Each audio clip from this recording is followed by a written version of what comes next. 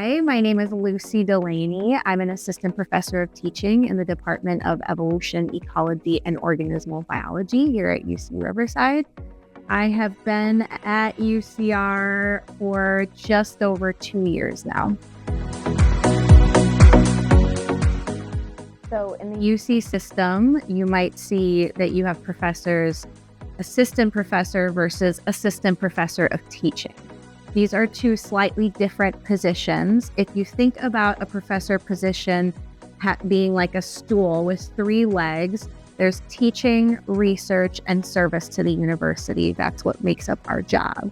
So a research professor might have a much larger percentage of their job based on their research activities, whereas me, a teaching professor, has a much larger percentage based on my teaching. So I teach more classes, I tend to teach larger classes, and a big focus of my job is improving the teaching and learning, particularly of introductory biology here at UCR. I think my entire approach to teaching introductory biology, and that's mostly what I teach is in our intro series, the 5 series, is that human beings have traded and learned information through storytelling for thousands and thousands of years. And it's much more of an effective way to absorb information and to get excited by our classes than to simply give you facts. So I do my best to incorporate that idea into my lectures by making them fun and engaging narratives that hopefully you can take with you after you leave my class.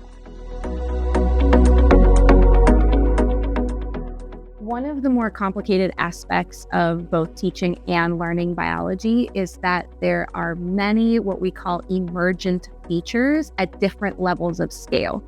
So if you're a theoretical physicist, you can produce mathematical models that will demonstrate to you why quarks are going to interact the way that they're going to interact to form protons, and why protons and electrons and neutrons come together to form atoms.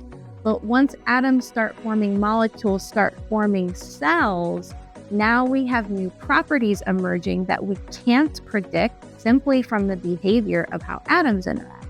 So when we go to define life, we don't have an agreed upon definition of what that even is, because you can't break a living organism down into its component pieces and then know anything about what it meant for that organism to be alive. It would be if I chopped your head off, took out your brain, mapped all the different neurons and all their connections. What would that tell me about your conscious experience?